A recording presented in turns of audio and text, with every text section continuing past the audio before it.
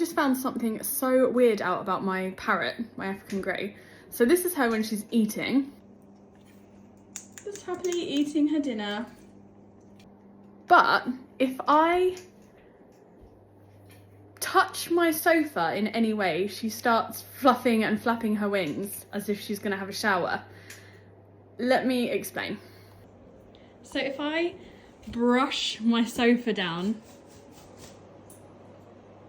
she just did it then, as if I'm like brushing hair off.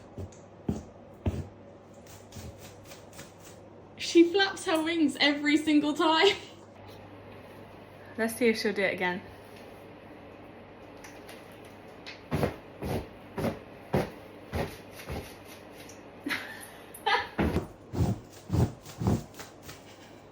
Can someone help me understand what is going on?